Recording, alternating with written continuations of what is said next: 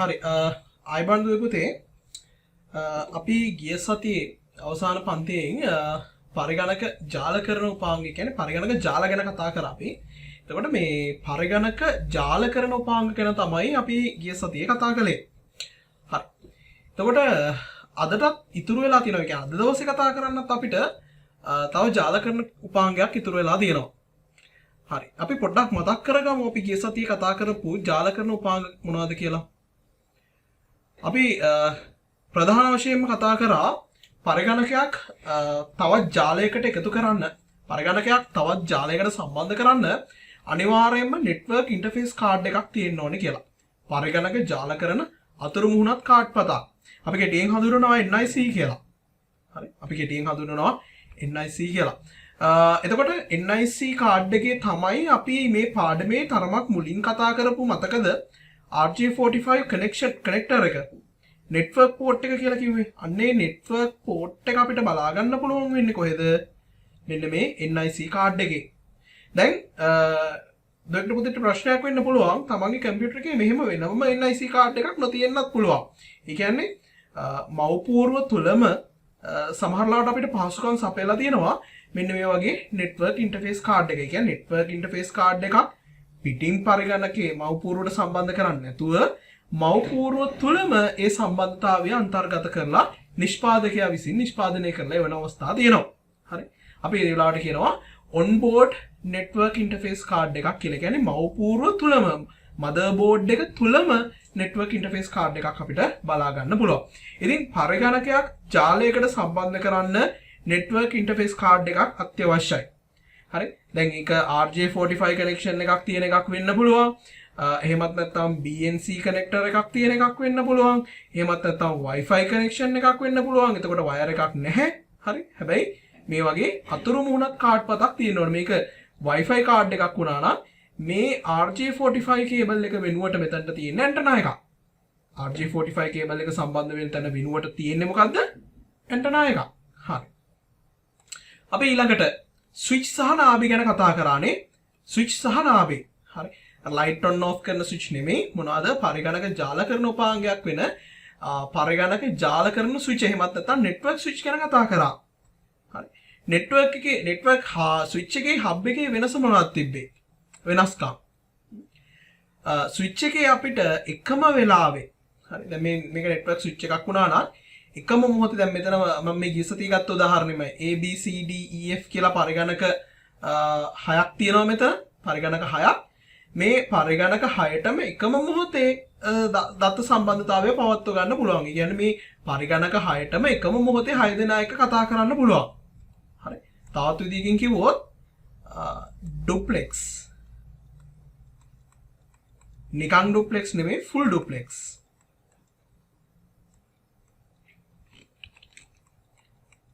Transmission TX කියලා අපි දානවා නෙට්වර්ක් වලදී ට්‍රාන්ස්මිෂන් කියන දේ පෙන්නන්නේ TX කියලා අපි කෙටියෙන් දානවා. ෆුල් ඩුප්ලෙක්ස් ට්‍රාන්ස්මිෂන් එකක් පවත්වගෙන යනවා. මොනවයිද? නෙට්වර්ක් ස්විච් වල. හබ් වල මොකද්ද වෙන්නේ? හබ් එකක එකපාර කතා කරන්න පුළුවන් දෙන්නෙක් අතර විතරයි. දෙන්නෙක්ට එකපාර කතා කරන්න පුළුවන්. එතකොට හබ් එක වෙන්නේ හබ් එකට අපි කියන්නේ මොකද්ද? semi duplex. semi duplex. ඒකෙත් දෙන්නගේ දත්ත ගලාගෙන යන්නේ එක පැත්තකට විතරයි. දෙන්නගේ දත්ත ගලාගෙන යන්නේ එක පැත්තකට විතරයි. දෙපැත්තටම කමියුනිකේට් කරන්න බෑ. වරකට එක්කෙනෙක් එක්ක විතරයි කතා කරන්නත් පුළුවන් හබ් එකේ. හරි. රයිට්. ඊළඟට හරි මම Wi-Fi adapter ගැන කිව්වනේ. අද දවසෙත් පොඩ්ඩක් මතක් කරන්න. හරි. ඊළඟට රවුටර් එක. රවුටර් එකකින් අපි මොනවද කරනවා කිව්වේ? දැන් අපි ස්විච් භාවිතා කළේ පරිගණක කිහිපයක් එකිනෙකට සම්බන්ධ කරලා ජාලයක් හදාගන්න. සමහර අවස්ථාවල අපිට වෙන්න පුළුවන් මොනවද? මෙන්න මේ වගේ. පරිගණක ජාල දෙකක් එකට සම්බන්ධ කරන්න ඕන වෙන අවස්ථා තියෙනවා. පරිගණක ජාල දෙකක්. පරිගණක දෙකක් නෙමෙයි. පරිගණක 3-4කුත් නෙමෙයි. සම්පූර්ණ පරිගණක ජාල දෙකක් එකට සම්බන්ධ කරන්න වෙන අවස්ථා තියෙනවා. හරි. අන්න ඒ වගේ අවස්ථාවට අපිට අනිවාර්යයෙන්ම රවුටර් එකක් භාවිතා කරන්න ඕනේ. මම උදාහරණයක් විදිහට කිව්වා. ඇයි ඔයාලා ගෙදර රවුටර් එකක් පාවිච්චි කරන්නේ? ඔයාලගේ ගෙදර තියෙනවා සාමාන්‍යයෙන් ස්මාර්ට්ෆෝන් දෙකක් විතර තියෙනවා නම්, ලැප්ටොප් එකක් තියෙනවා නම්, ඩෙස්ක්ටොප් කම්පියුටර් එකක් තියෙනවා නම් හරි. ගෙදර හැදෙනවා පොඩි නෙට්වර්ක් එකක්. සාමාන්‍ය සරල නෙට්වර්ක් එකක් හැදෙනවා. ඉතින් ওই ගෙදර හැදෙන නෙට්වර්ක් එකයි අපිට ISP අපේ ඉන්ටර්නෙට් සර්විස් ප්‍රොවයිඩර් අන්තර්ජාල සැපයුම් සේවාදායකයාගේ නෙට්වර්ක් එකයි අතරේ සම්බන්ධතාවයක් ඇති කරන්න ඕනේ. ඔන්න ඕකට ඔයාලට ඕන වෙනවා රවුටර් එකක්. අන්න ඒකයි ඔයාලා ඉන්ටර්නෙට් එකට යන්න රවුටර් එකක් මිලදී ගන්නෙ. හරි. රයිට්. ඊළඟ මොඩම් එක ගැන මම කිව්වා. මොඩම් එක. මොඩම් එකෙන් කරන්නේ මොකද්ද?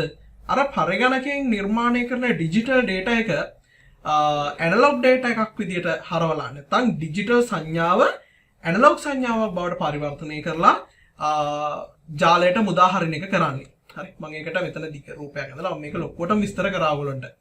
හරි. එතකොට මොනවද මෙතන තිබ්බේ? මේ තියෙන්නේ අපි සම්බන්ධ වෙන පරිගණකය. මේක තමයි අපේ පරිගණකය. හරි. ඔයා මෙතන ඉන්නවා.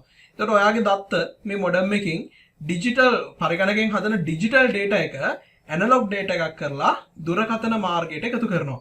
ඇයි ඩිජිටල් මාධ්‍යම මේක ට්‍රාන්ස්මිට් කරන්න තිබ්බනේ? ඇයි ඇනලොග් කරේ අපි? මතක් කරලා බලන්න මම කිව්සතිය කිව්වා. හරි. ඩිජිටල් මීඩියා එකේ තියෙන දෙයක් අපිට ලේසි ට්‍රාන්ස්මිට් කරන්න. හැබැයි මේ ජාලය හදලා තියෙන්නේ මොනවා වෙනුවෙන්ද? මේක මේ ටෙලිෆෝන් නෙට්වර්ක් එකක්. මේක ටෙලිෆෝන් නෙට්වර්ක් එකක් නේ. ටෙලිෆෝන් නෙට්වර්ක් එකක් හදලා නැහැ ඩේටා ගෙනියන්න. ටෙලිෆෝන් නෙට්වර්ක් එක හදලා තියෙන්නේ හඬ sannivedanaya කරන්න.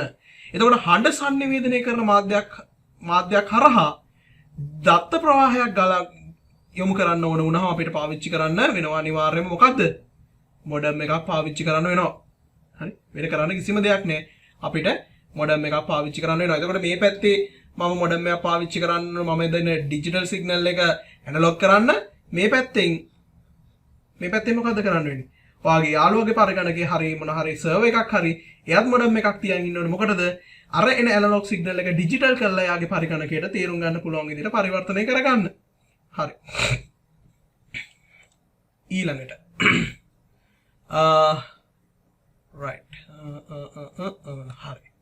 ඊළඟට අද කතා කරන්න තියෙන්නේ මොකක්ද? ෆයර්වෝල් ගිනි පවුර. සිංහලෙන් කියනවා ගිනි පවුර කියලා. ෆයර්වෝල් කියන නම ගිනි පිටින් සිංහලට පරිවර්තනය කරාම ගිනි පවුර කියලා තමයි කියන්න වෙන්නේ. හරි. ෆයර්වෝල්. හරි. මේක ආරක්ෂක උපාංගයක්. ඒ කියන්නේ පරිගණක ජාලයක තියෙන ආරක්ෂක උපාංගයක්. ආරක්ෂක පද්ධතියක් කියන්නත් පුළුවන්. හරි. පුතේ ෆයර්වෝල් තියෙනවා ප්‍රධාන වශයෙන් වර්ග දෙකක්. මේ ෆයර්වෝල් වර්ග දෙකකට අපිට බෙදා ගන්න පුළුවන්. එකක් software firewall.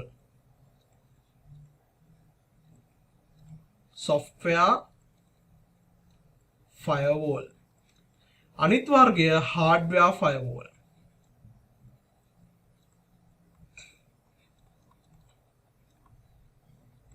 හරි. එකක් software firewall අනිත් එක hardware firewall. මොකද්ද මේ දෙකේ වෙනස? දැන් software hardware එක ඔයාලා දන්නවා. software කියන්නේ මොකද්ද? hardware කියන්නේ මොකද්ද කියන එක දන්නවා. හරි. දෘඩාංග මෘදුකාංග. හරි. firewall කියන ආරක්ෂක පද්ධතිය අපිට මෘදුකාංගයක් විදිහට පාවිච්චි කරන්නත් පුළුවන්. අන්න එතකොට අපි කියනවා ඒක software firewall එකක් කියලා. firewall කියන ආරක්ෂක පද්ධතිය අපිට දෘඩාංගයක් විදිහට පාවිච්චි කරන්නත් පුළුවන්. අපි එතකොට කියන එක hardware firewall එකක් කියලා. හරි. ඔය දෙවිදිහටම අපිට ගන්න පුළුවන්. මේකේ භාවිතය ගැන මම කියන්නම්. ඒ දැන් ඔයාලට හිතෙන්න පුළුවන් ඉතින් ඇයි දෙකක් ඇයි දෙවිදියක් කියලා. හරි. ඒක අපි ඉස්සරහට කතා කරමු. මුලින්ම බලමු firewall එකකින් මොනවද වෙන්නේ කියලා. හරි. මම කියවනේ මේක ආරක්ෂක උපාංගයක්. හරි. පරිගණක ජාලේ ආරක්ෂාව වෙනුවෙන් තියලා තියෙන උපාංගයක්. හරි. පරිගණක ජාලයකට මොකටද ආරක්ෂක උපාංග? මොන ප්‍රශ්න? හරි. අපි හිතමු මේ පැත්තේ මගේ පරිගණක ජාලය තියෙනවා. මගේ ආයතනයේ පරිගණක ජාලය.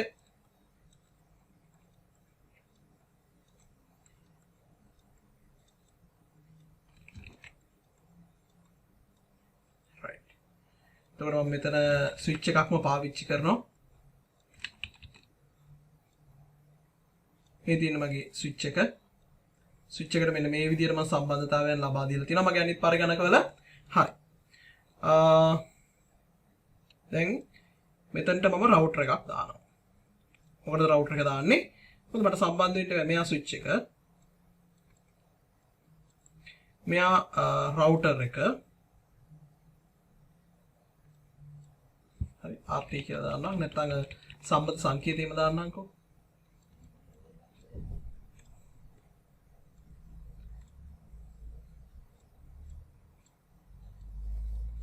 හරි ඔන්න රවුටර් එක දැන් මට මෙයාව ප්‍රශ්නයක් නැහැ මට අන්තර්ජාල සම්බන්ධතාවයක් මෙයාට ලබා දෙන්න පුළුවන් ISP හරහා ඔන්න අන්තර්ජාල සම්බන්ධතාවයක් තියෙනවා හරි ගැටලුවක් නැහැ දැන් ඔක්කොම වැඩ කරනවා හැබැයි ප්‍රශ්නයක් තියෙනවා මොකද්ද මගේ ජාලයට මොන වෙලාවේ මොන කෙනෙක් අනවසරයෙන් ඇතුල් වෙයිද කියලා කියන්න බෑ මේක වැඩ කරනවා හැබැයි මේක නිකන් ගේට්ටුවක් කරලා තියෙන ආයතනයක් වගේ ආයතනේ ගේට්ටුව ඇරලා දාලා වගේ ඕන කෙනෙක්ට ඕන වෙලාවක ඇතුල් වෙන්න පුළුවන් හරි මගේ පරිගණක පද්ධතිය IP ලිපින වගේ දේවල් දන්නවා නම් ඕනම කෙනෙක්ට ඕනම වෙලාවක මගේ පරිගණක පද්ධතියට ප්‍රවේශ වෙන්න පුළුවන් හරි එහෙම තියන්න බෑ අපිට අපි මොනවද කරන්න ඕනේ මොනවද කරන්න ඕනේ අපි දාන්න ඕනේ මේක ඉස්සරහට ෆයර්වෝල් එක අපිට රවුටර් එකෙන් ඉස්සරහින් දාන්නත් පුළුවන් රවුටර් එකෙන් පිටිපස්සේ දාන්නත් පුළුවන් හරි ගැටලුවක් නැහැ කමක් නැහැ මම මෙතන දැන් ෆයර්වෝල් එකක් ඔන්න විදිහට දානවා ෆයර්වෝල් එක පෙන්වන්නේ සාමාන්‍යයෙන් තාප් එකකින් හරි ඔය වගේ තාප් එකකින් තමයි ෆයර්වෝල් එකක් පෙන්වන්නේ හරි රයිට් හරි දැන් මේකෙන් මොකද්ද වෙන්න පුළුවන් මට මේ ෆයර්වෝල් එකට ප්‍රෝග්‍රෑම් කරලා තියෙන මේක පුතේ මේ ෆයර්වෝල් එක කියන එකත් හරිද ඔයාලට මේ නමෙන් අර ගිනි පවුර කියලා දෙන්නුනට මේක දෘඩාංගයක් විදිහට ගත්තාම මේක අර ස්විච් එකක් වගේ තමයි නැත්නම් රවුටර් එකක් වගේ තමයි හරි පොඩ්ඩක් ඉන්න මම මෙතනට ගන්නවා රූපයක් හරි මේ තියෙන්නේ ඔයාලට ස්ක්‍රීන් එකේ පේන්නේ මේ පල්ලෙහින් පේන්නේ ෆයර්වෝල් එකක් හાર્ඩ්වෙයාර් ෆයර්වෝල් එකක් හරි දෘඩාංගයක් විදිහට අපිට පරිගණක පද්ධතියකට හඳුන්වලා දෙන්න පුළුවන් ෆයර්වෝල් එකක් හරි දැන් මේ ෆයර්වෝල් එක අපිට ප්‍රෝග්‍රෑම් කරලා තියන්න පුළුවන් අපිට ඇතුල් වෙන්න ඕනේ මොන සම්බන්ධතාවද ඇතුල් වෙන්න නොදෙන්නේ මොන සම්බන්ධතාවද කියලා හරි ඒතර ෆයර්වෝල් එකට ඒක අඳුර ගන්න පුළුවන් අපි ප්‍රෝග්‍රෑම් කරලා තිබ්බහම ෆයර්වෝල් එක අපි කන්ෆිගර් කරලා තිබ්බහම මෙන්න මේ සම්බන්ධතාව වලට විතරයි අපි ඇතුළට දෙන්නේ කියලා කරලොක් නෑ හරියට නිකන් අර ගේට්ටුව ඇරලා තියෙනවා හැබැයි ගේට්ටුවට මුරට සේවකයෙක් දානවා හරි නැත්නම් ආරක්ෂක නිලධාරියෙක් දැම්මා වගේ අපි හිතමු කොළ පාට එකක් එනවා හරි පාට නෑ අපි හිතමු හරි එයා ග්‍රීන් ලයිට් එකක් එතකොට එයාට යන්න දෙන්න ඕනේ අනිවාර්යයෙන්ම ෆයර්වෝල් එක හරහා පාස් වෙලා යන්න දෙන්න ඕනේ අදාළ පරිගණකයට එනකම් හරි යන්න දුන්නා අපි හිතමු තව සම්බන්ධතාවයක් එනවා මේ රතු පාට සම්බන්ධතාවය හරි එයාට යන්න දෙන්න ඕනේ නෑ කියලා අපි කන්ෆිගර් කරලා තියෙනවා නම් එන ඩේටා වලට මෙතනින් එහාට යන්න දෙන්නේ නැහැ. එන ඩේටා වලට මෙතනින් එහාට යන්න දෙන්නේ නැහැ. හරි. ඒ විතරක් නෙමෙයි මේක අපිට දෙපැත්තටම කන්ෆිගර් කරන්න පුළුවන්. අපි හිතමු අපේ පරිගණකයක ඉඳලා අනවශ්‍ය ඩේටා මොන හරි එළියට යන්න තියෙනවා කියලා. මේකත් මෙතනින්ම වහලා දාන්න පුළුවන්. ඒ කියන්නේ අනවශ්‍ය ඩේටා මොන හරි එළියට යන්න හදනවා නම් අපේ පැත්තෙන් යන්න දෙන්නේ නැහැ. හරි. අර මේ විදිහට හිතන්නකෝ. අපේ ගේට්ටුව ගාවට ආරක්ෂක නිලධාරියෙක් දානවා හැබැයි අපේ ආයතන ඇතුලේ තියෙන දේවල් එළියට අරන් යන්න දෙන්නේ නැහැ නේ යා. අන්න ඒ වගේ ආයතන ඇතුලේ තියෙන වටිනා සම්පත් එයා එළියට අරන් යන්න දෙන්නේ නැහැ නේ. ඒකට කියන්නේ ඇතුලෙන් එළියෙන් කවුරු හරි ඇතුලට එන එක වළක්වන්නත් එයා ඉන්නවා. ඇතුලේ තියෙන වටිනා කියන දේවල් එළියට යන එක වළක්වන්නත් එයා ඉන්නවා. ආරක්ෂක නිලධාරියෙක් ගත්තාම අන්න ඒ වගේ. හරි. එතකොට ෆයර්වෝල් එකක් දානවා කියන්නේ ආරක්ෂක නිලධාරියෙක් අපේ පරිගණක පද්ධතියට එකතු කරා වගේ. ඇතුලේ තියෙන වටිනා දේවල් එළියට යන්න දෙන්නෙත් නැහැ. එළියේ තියෙන අනවශ්‍ය සම්බන්ධතා අපේ ජාලය ඇතුළට එන්න දෙන්නෙත් නැහැ. ෆයර්වෝල් එක රාජකාරිය වෙන්නේ ඒක. දැන් මේක හිතන්නකො මේ විදියට මගේ ආයතනයේ පරිගණක 100ක් 150ක් තියෙනවා නම් මේ වගේ දෘඩාංග ෆයර්වෝල් එකක් දාන එක හොඳයි. හරි. මොකද මට මේක එක තැනකට මෙතනට දැම්මා කන්ෆිගර් කරා. එතනින් එහාට මම නිදහස්. අපි software firewall එකක් ගත්තොත් මම මේ හැම පරිගණකයකටම මේ software එක install කරන්න ඕනේ. හැම පරිගණකයකටම මේ software එක install කරන්න ඕනේ. install කරාම මොකද වෙන්නේ? ඒවා වෙනවෙ දැන් මම කියවනේ firewall එක configure කරන්න ඕනේ, settings හදන්න ඕනේ කියලා, program කරන්න ඕනේ කියලා. ඉතින් පරිගණක 10ක් තියෙනවා නම් පරිගණක 10ටම මේ program මේ වෙනස් කිරීම එළියට යන්න ඕනේ connection මොනවද, ඇතුළට එන්න ඕනේ connection මොනවද හැම එකම මම වෙනම program කරන්න ඕනේ. හරි. ඉතින් ඒක හිස රදයක්. ඒ කියන්නේ පරිගණක 1 2 3 4 5ක් ගැටලුවක් නෑ. පරිගණක 100කට විතර ඔක් කරන්න බෑ. එතකොට software firewall එකයි hardware firewall එකයි අපිට හොඳටම කම්පෙයාර් කර කර මෙන්න මේ ගැටලු තියෙනවා කියලා අපි අපේ විෂය ඇතුලේ මේ මොහොතේ කතා කරන්නේ නැහැ. හැබැයි ඔළුවේ තියාගන්න software firewall කියලා එක જાතියක් තියෙනවා, hardware firewall කියලා එක જાතියක් තියෙනවා.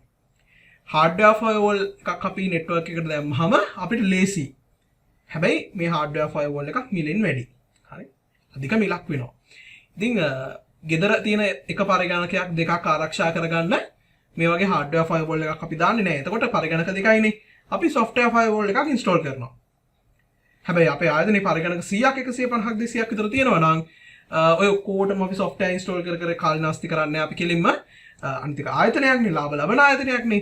හරි. අපි මේ වගේ hardware firewall එකක් අරගෙන අපේ network එකේ install කරනවා. එතකොට මේක එක තැනකින් program කරාම හැමදේම මේ පරිගණක පද්ධතියම ආරක්ෂිතයි. හරි. පරිගණක පද්ධතියම ආරක්ෂිතයි. right. දැන් මේ කරගෙන යන්නේ පාඩමේ අන්තිම කොටස. හරි. හින්දා මේක වීඩියෝ එකකින් දාන එකත් හොඳයි. ඊළඟට මේ සර්වර් පරිගණක නැත්නම් සේවා දායක පරිගණක, සේවා ලාභී පරිගණක ගැන පොඩ්ඩක් කතා කරමු. හරි. නෙට්වර්ක් එකක් ගත්තාම දැන් අපි කිව්වේ නෙට්වර්ක් එකේ පරිගණක තියෙනවා කියලානේ. හරි. පරිගණක තියෙනවා. පරිගණක. මේකේ තියෙන්න පුළුවන්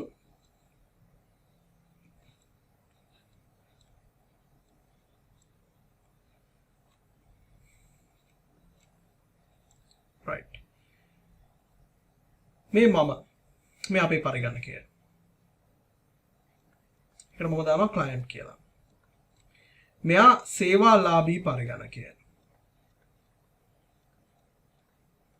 සේවාලාභී පරිගණකය. හරි. මම මෙයාව නම් කරනවා server කියලා.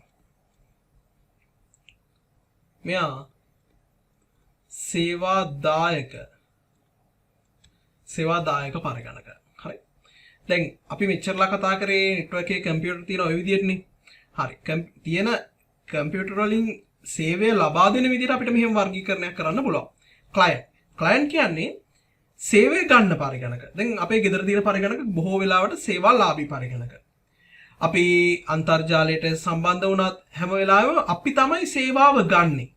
අන්තර්ජාලයට සම්බන්ධ වුණා කියමු, Facebook ගියා කියමු, YouTube පාවිච්චි කරා කියමු. සේවාව ගන්න අපි. අපෙන් සේවාවක් දෙන්නේ නැහැ. අපි වෙබ් සර්වර් එකක් හිතමු. වෙබ් සර්වර් එකක් කියලා කියන්නේ මොකද්ද? වෙබ් පිටුවක් ගබඩා කරගෙන ඒ වෙබ් පිටුව ඉල්ලන අයට ඒ වෙබ් පිටුව සපයන පරිගණකය අපි කියනවා වෙබ් සේවාදායක නැත්නම් වෙබ් සර්වර් කියලා. Web server. හරි. Web server. මොනවද වෙබ් සර්වර් කරන්නේ? එයා තියාගෙන ඉන්නවා වෙබ් පේජ් එකක්. එයා වෙබ් පේජ් එකක් තියාගෙන ඉන්නවා. කවුරු හරි වෙබ් පේජ් එක ඉල්ලපු ගමන් මෙයා යාගේ තියෙන වෙබ් පේජ් එකේ කොපි එකක් අරයට යවනවා.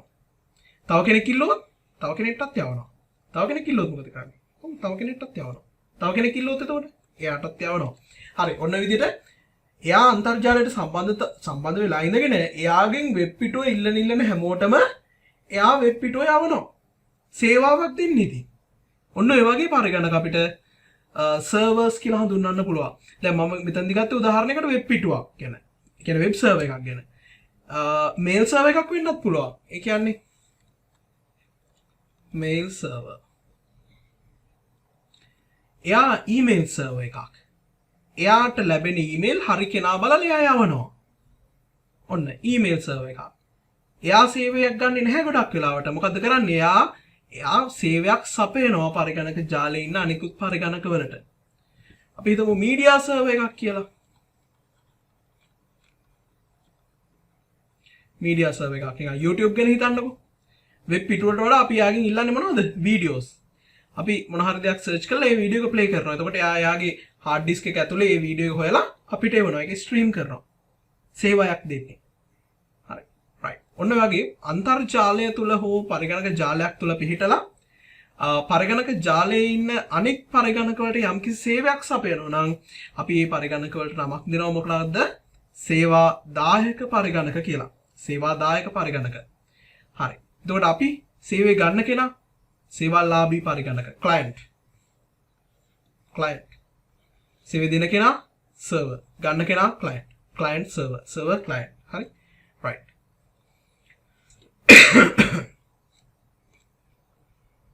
right සාමාන්‍යයෙන් මේ සේවාදායක පරිගණක ගත්තාම පිරිවිතර වලින් ඉහළයි. කියන්නේ මේ performance වැඩි. හේතුව මොකද්ද?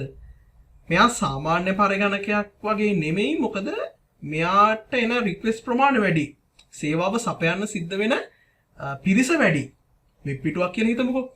වෙබ් පිටුවක් මේ තප්පරයකට එක්කෙනෙක් දෙන්නෙක් නෙමෙයි සමහර ලාවට තප්පරයකට එක තප්පරයක් ඇතුළත වෙබ් පිටුව 100,000 වතාවක් ඉල්ලනවා වෙන්න පුළුවන්. නිකන් හිතන්නකෝ Facebook කියලා.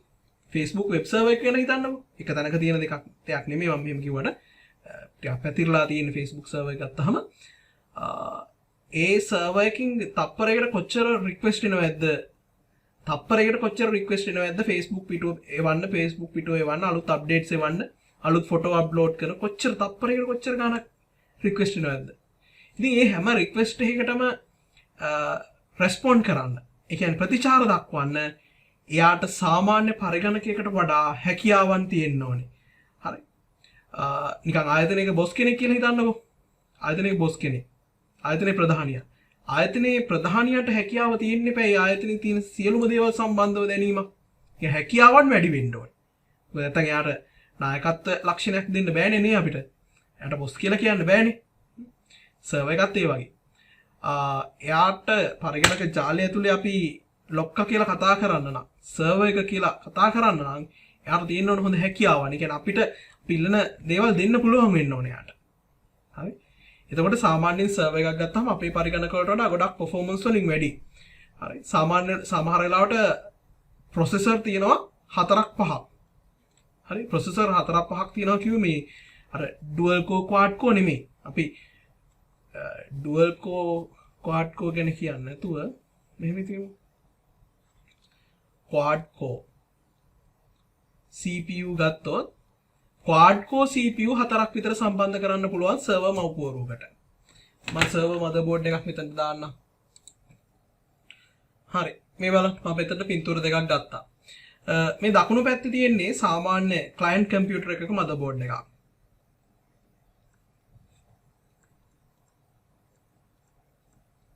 කිව්වේ ඔයාලා අපි පාවිච්චි කරන පරිගණකයක මව්පුවරුවක්.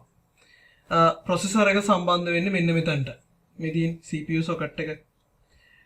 RAM සාමාන්‍යයෙන් modules දෙකක් මෙතන සම්බන්ධ කරන්න පුළුවන්. උඩරිම ගත්තත් performance වලින් වැඩි සාමාන්‍ය computer එකක් ගත්තත් මෙතනට RAM සම්බන්ධ කරන්න පුළුවන් වෙන්නේ RAM modules 4යි.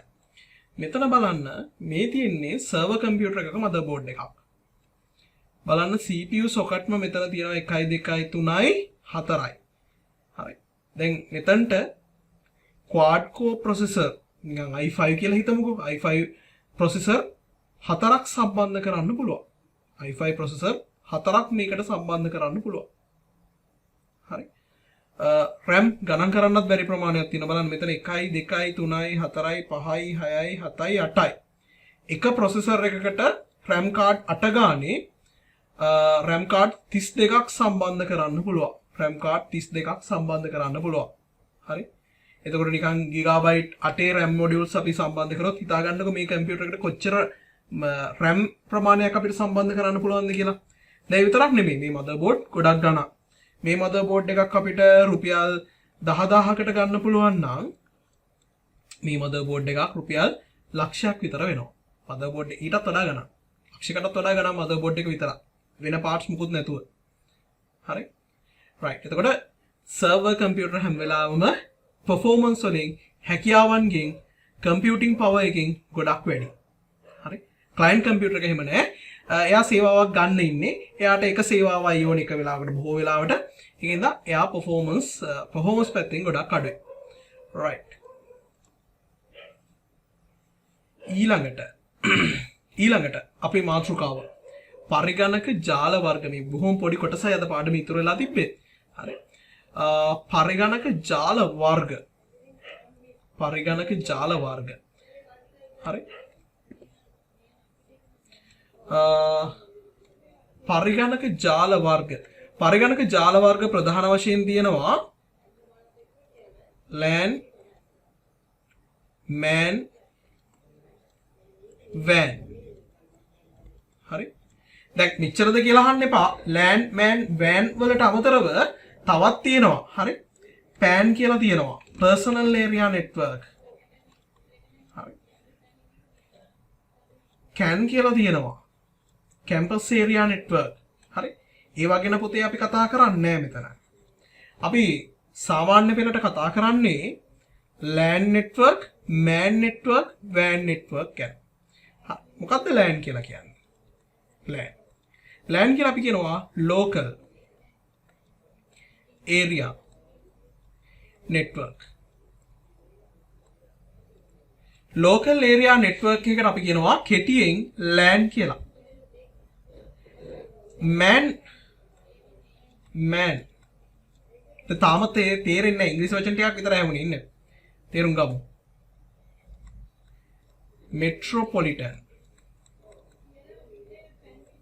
metropolitan area network. metropolitan area network. හරි. තුන්වෙනි එක WAN. wide area network.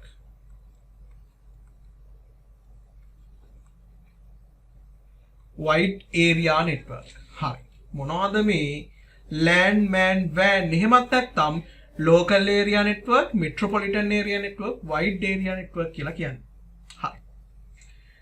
ඔයාලගේ ගෙදර අර අපි කලින් කතා කරපු ගෙදර හැදෙන network එක අම්මගේ තාත්තගේ ස්මාර්ට්ෆෝන් දෙක අයියාගේ ලැප්ටොප් එක ඔයාගේ ඩෙස්ක්ටොප් කම්පියුටර් එකක් වගේ තියෙනවා නම් ගෙදර හැදෙනවනේ පොඩි උපකරණ ගානකින් පොඩි නෙට්වර්ක් එකක් ගේ ඇතුලේ ගෘහස්තව නැත්නම් පොඩි කාර්යාලයක් ඇතුලේ තියෙන කම්පියුටර් 5-6 එකතු වෙලා හැදෙනව නේද පොඩි නෙට්වර්ක් එකක්. අන්න ඒ වගේ තනි බිල්ඩින් එකක් ඇතුලේ හැදෙන නෙට්වර්ක් එකකට අපි කියනවා local area network කියලා. තනි ගොඩනැගිල්ලක් ඇතුලේ එක ගොඩනැගිල්ලක් ඇතුලේ හැදෙන පරිගණක ජාලයකට අපි කියනවා මොකද්ද? LAN කියලා. නැත්නම් local area network කියලා කියනවා. එක ගොඩනැගිල්ලක් ඇතුලේ මම බිල්ඩින් එකක් අඳින්නම් ඈ මේක බිල්ඩින් එකක්.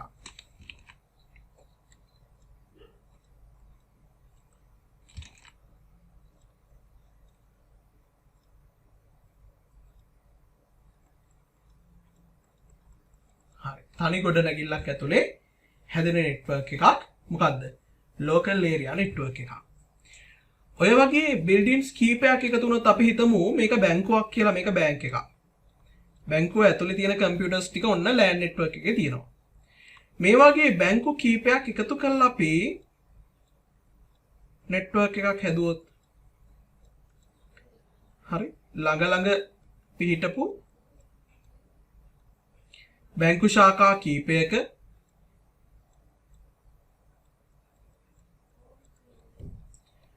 අපි හදාගන්නවා network එකක්. හරි. දැන් මේ හැම එකක් ඇතුළේම LAN තියෙන්න පුළුවන් ඈ. මෙයාත් LAN එකක්, මෙයාත් LAN එකක්, මෙයාත් LAN එකක්. හරි. LAN network දැන් මම මේ උදාහරණය හැටියට 3ක් ගත්තා. 4ක් වෙන්න පුළුවන්, 5ක් වෙන්න පුළුවන්, 6ක් වෙන්නත් පුළුවන්. හරි. යම්කිසි ප්‍රදේශයක් තුල පිහිටපු මෙන්න මේ වගේ ආයතන කිහිපයක් එකතු කරලා අපි ජාලයක් හදාගත්තොත් අපි ඒකට කියනවා metropolitan area network කියලා. බොහෝ විට පිටරටක වගේ ගත්තොත් එක නගරයක් තුල පිහිටපු ආයතන දැන් ලංකාවේ නගර වගේ නෙමෙයි කඩවත ගම්පහ කියලා හිතුවාම ඒවා නිකන් ඒවා ටවුන් නගර නෙමෙයි සිටිස් කියලා කියන්න බෑ ඇත්තට මේවට. හරි. වෙන රටවල සිටි එකක් කිව්වහම ලංකාවට වඩා ලොකුයි සමහරලාට සිටි එක. හරි. මේවා ටවුන්. හරි. එතකොට අපි සිටි එකක තියෙන ආයතන 4ක් විතර ආයතන 4ක් ආයතන 3ක් වගේ අරගෙන එක නෙට්වර්ක් එකක් හදාගත්තොත් අපි ඒකට කියනවා metropolitan area network කියලා. right. wide area network කියන්නේ මොකක්ද එතකොට? දැන් මම මෙතනදි කිව්වනේ මේ van එක දැන් මෙයා van එකක් මේ හැදිලා තියෙන්නේ sorry මේ හැදිලා තියෙන්නේ man එකක්. හරි මේ හැදිලා තියෙන්නේ man එකක්. එතකොට මේ man එක වගේ ඒවා. හරි. පිගමු රටවල් දෙකක්. හරි. මම රටවල් දෙකට නම් දාන්නේ නිකන් XY කියලා රටවල් දෙකක් ගමු. හරි. මේ රටේ තියෙන මෑන් කීපෙකුයි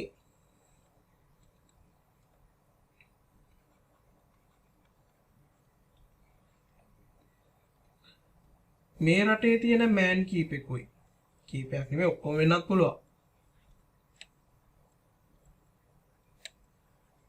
මේ වයි කියන රට සම්බන්ධ වෙනවා නම් එකිනෙක ඔන්න විදිහට ජාලයක් විදිහට අපි මේකට කියනවා මෙන්න මේ වගේ හැදෙන විශාල ජාලයකට කියනවා අපි වෑන් එකක් කියලා. වයිඩ් ඒරියා නෙට්වර්ක් එක. වෑන් එකක් ගත්තහම පුතේ රට රටවල් අතර තියෙන්න පුළුවන්. හරි. ඒ කියන්නේ රටවල් අතර සම්බන්ධතා භූගෝලීය වෙනස් පිහිටපු කලාපවල තියෙන පරිගණක ජාල එකතු කරලා හදාගන්න නෙට්වර්ක් එකට අපි කියනවා වයිඩ් ඒරියා නෙට්වර්ක් එකක් කියලා. අපිට මෙහෙම දැන් ඔයාලට මේක තවත් තේරුම් කරන්න මම මෙහෙම කියන්නම්. ලෝකේ තියෙන ලොකුම වෑන් නෙට්වර්ක් එක තමයි ඉන්ටර්නෙට් එක. හරි. ලෝකේ තියෙන ලොකුම විශාලතම වෑන් නෙට්වර්ක් එක. මම මෙහෙම ලියන්නම්. World's biggest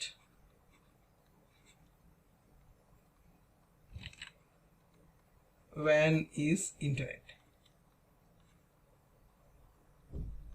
ලෝකේ තියෙන ලොකුම WAN network එක මොකද්ද? ඉන්ටර්නෙට් එක. hey ලෝකේ තියෙන ඔක්කොම රටවල් ටික මේකෙන් ආවරණය වෙලා තියෙන්නේ. ඒතකොට ලෝකේ තියෙන ලොකුම WAN network එක ඉන්ටර්නෙට් එක. කිසි ගැටලුවක් නැහැ. හරි. දැන් මුලට එමු. ගේක එක ව්‍යාපාරික ස්ථානයක එක බිල්ඩින් එකක් ඇතුලේ තියෙන නෙට්වර්ක් එකට අපිට නමක් දෙන්න පුළුවන් මොකද්ද? ලෝකල් ඒරියා නෙට්වර්ක් එක. ඒ වගේ බිල්ඩින්ස් කීපයක් එකතු වෙලා සිටි එකක් ඇතුලේ තියෙන ආයතන කීපයක් වෙන්න පුළුවන්. හරි. ආයතන කීපයක් එකතු වෙලා හදා ගන්නවා අපි මොනවද? මෑන් එකක්. ඒ කියන්නේ ලෑන් කිහිපයක් එකතු කරලා මෑන් එකක් හදා ගන්නවා. ඔය වගේ මෑන් කිහිපයක් එකතු කරලා අපි හදා ගන්නවා වෑන් එකක්. වයිඩ් ඒරියා නෙට්වර්ක් එකක්. රයිට්. හරි. මේ බලන්න ලෑන් මොකද්ද කියලා තියෙන්නේ? ගොඩනැගිල්ලක කාමරයක් තුල හෝ කාමර කිහිපයක් සම්බන්ධ කරමින් ස්ථාපිත කරනු ලබන පරිගණක ජාලයක් ස්ථානීය ප්‍රදේශ ජාලයක්. එහෙමත් නැත්නම් මේ මොකද්ද ස්ථානීය ප්‍රදේශ ජාලයක් කියන්නේ? ලෝකල් ඒරියා නෙට්වර්ක් එකකට. හරි. ගොඩනැගිල්ලක කාමරයක් තුල හෝ කාමර කිහිපයක් සම්පූර්ණම ගොඩනැගිල්ල වෙන්නත් පුළුවන්. හරි. මේ රූපේ බලන්න. මේ රූප බැලුවම තේරෙනවා මේ. මේක ලෑන් එකක්. මේකත් ලෑන් එකක්. මේ හැම එකක්ම ලෑන් බිල්ඩින් තියෙන වෙන වෙනම. හරි. එතකොට ඒ වගේ බිල්ඩින්ස් කීපයක් එකතු කළා මේ වගේ බිල්ඩින්ස් කීපයක් එකතු කරලා හදලා තියෙනවා මොකද්ද මෙතන මේ? මෑන්. ඔන්න මෑන්. මේවා ලෑන් තනි තනියෙන් ගත්තාම ලෑන් ඔය. මේවා ලෑන්. මෙන්න මේක මෑන්. හරි. වෑන් එකට ආවම බලන්න. ඒ වගේ මෑන් ගොඩාක් එකතු කරලා ලෝකේ පුරා පිහිටි මෑන්ස් එකතු කරගත්තාම අපි ඒකට කියනවා වයිඩ් ඒරියා නෙට්වර්ක් එකක් කියලා. හරි. එතකොට WAN network එකක් හැම වෙලාවෙම වගේ භූගෝලීයව වෙන් කලාපවල පිහිටලා තියෙනවා. හරි. භූගෝල වශයෙන් වෙනස් තැන්වල තමයි WAN network එක කොටස් පිහිටලා තියෙන්නේ. හරි.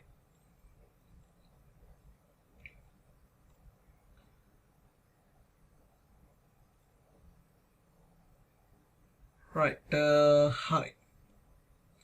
ඊළඟට දැන් ලෑන්ඩ්මෑන් වෑන් හරි ගැටලුවක් නැහැ. ඊළඟට ජාල ස්ථල විද්‍යාව නෙට්වර්ක් ටොපොලොජි. හරි. මේකත් පොඩි මාතෘකාවක්. හැබැයි ප්‍රශ්න අහනවා අතක තියාගන්නත් ලේසි. සෑහෙන්න ලේසි දේවල් මේකේ තියෙන්නේ. හරි. ජාල ස්ථල විද්‍යාව. ජාල ස්ථල විද්‍යාව කියලා කියන්නේ අපි කොහොමද පරිගණක ටිකක් එකතු කරලා නෙට්වර්ක් එක හදලා තියෙන ආකෘතිය. අපි නෙට්වර්ක් එකක් හදන ආකෘතිය මොකක්ද කියන එක මත අපි ආකෘති කිහිපයකට පරිගණක ජාල වෙන් කරනවා. ඒ කියන්නේ ආකෘතිය බාහිරට පේන විදිය. හරි. right. මොනවද කියලා මම අඳින්න එක එක. පළවෙනි එක. හරි. මම මෙතනට ගන්නවා ස්විච් එකක්.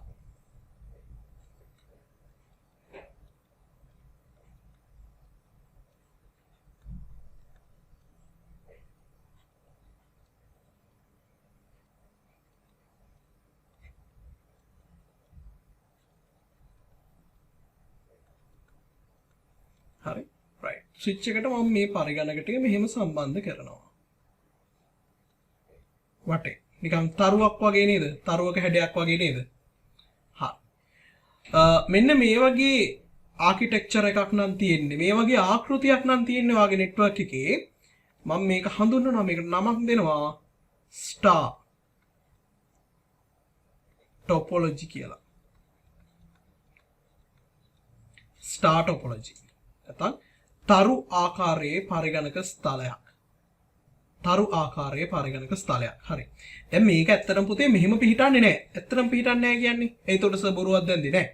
මේක මෙහෙමයි. හරි. දැන් මේ ව්‍යුහය තමයි මම ඇඳලා තියෙන්නේ. හැබැයි මේක ඇත්තටම තියෙනකොට මෙහෙම වෙනස් වෙන්න පුළුවන්. ස්විච් එක තැනක හයි කරනවා බිත්තියක.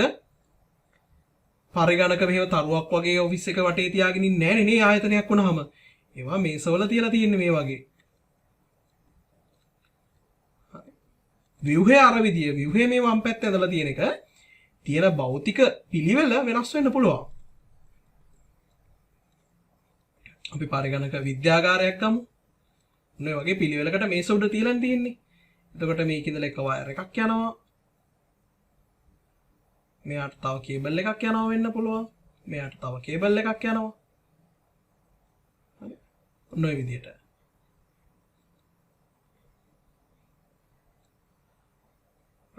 එතකොට මෙයාට ඔන්න ඔය වගේ තව කේබල් එකක් යනවා.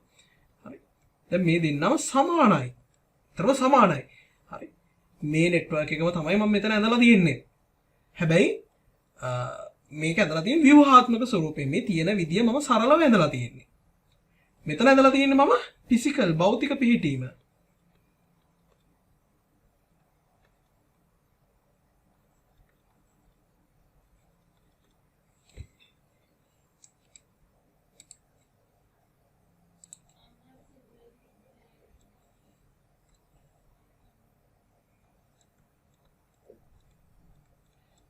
ෆිසිකල් අපියරන්ස් භෞතිකව පේන විදිය අපිට. හරි. මේක තමයි හැබැයි අපේ ආකෘතිය. මේක තමයි අපේ ආකෘතිය. හරි. මේ නෙට්වර්ක් එකම තමයි මම මේ දකුණු පැත්තෙන් ඇදලා තියෙන්නේ. හරි. එතකොට මේ මෙන්න මේ විදියට නෙට්වර්ක් ස්විච් එකක් අරගෙන මේ වගේ පරිගණක ටිකක් අපි එකතු කරලා ජාලයක් හැදුවොත් අපි ඒකට කියනවා ස්ටාර් ටොපොලොජි එකක් කියලා. හරි. තව එකක් බලමු අපි. මම ගන්නවා පරිගණක ටික මගේ මේ විදියට. ස්විච් එකක් පාවිච්චි කරන්නේ නැහැ මම මෙතනදී දැන්.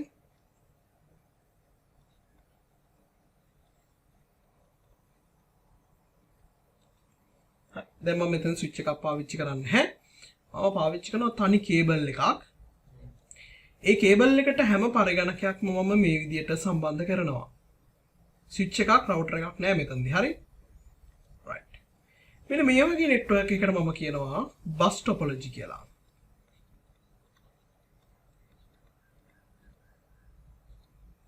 මොකක්ද? බස් ටොපොලොජි.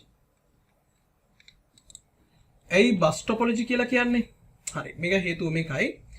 මෙන්න මේ වගේ තනි එක ලයින් එකක් දිගේ ලොකු දත්ත ප්‍රවාහයක් ගමන් කරනවා නම් දැන් මේක ලොකු දත්ත ප්‍රවාහයක් තමයි මෙතන යන්නේ. ඇයි පරිගණක කීපයක දත්ත එකපාර මේ ලයින් වල යනවානේ. හරි. එහෙනම් right. ඒකින්දා මේකට කියනවා බස් ලයින් එක කියලා. හරි බස් ලයින් එක. දැන් මේකෙත් පුතේ භෞතික ස්වරූපය හරි භෞතික ස්වරූපය මේ විදිහට වෙන්න පුළුවන්. ඉතින් මේස උඩ පරිගණක තියලා තියෙනකොට හරි. ඊටම පරිගණක ටික ඔන්න ඔය විදිහට මේස උඩ තියලා තියෙනවා කියලා L හැඩයට වගේ. එතකොට මේ කේබල් එක ප්‍රධාන කේබල් එක මේ පරිගණක ටික පිටිපස්සෙන් මෙහෙම යනවා වෙන්න පුළුවන්. පරිගණක ටික මේ කේබල් එකට මේ විදිහට සම්බන්ධ කරලා තියෙනවා වෙන්න පුළුවන්. right? හැබැයි මේකේ ආකෘතිය දැන් මේක මෙතන දකුණු පැත්තේ යන්නේ මම අපියරන්ස් එක ෆිසිකල් භෞතික පිහිටීම. ඒක ව්‍යුහාත්මකව ගත්තාම මේ වම් පැත්තේ තියෙන රූපය වගේ වෙන්න පුළුවන්. හරි. ඒකට මේ වගේ කියනවා අපි බස් ටොපොලොජි එක කියලා. හරි. දැන් දෙකක් ඉගෙන ගත්තා. මොකක්ද එකක්? ස්ටාර්. තරු ආකෘතිය අනිත් එක බස්. right. අපි තව එකක් බලමු.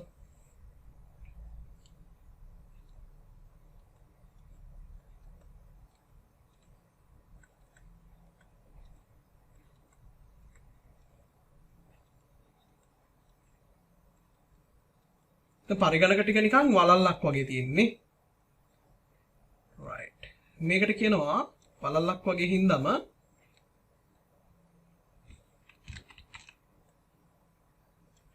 ring network එකක් කියලා.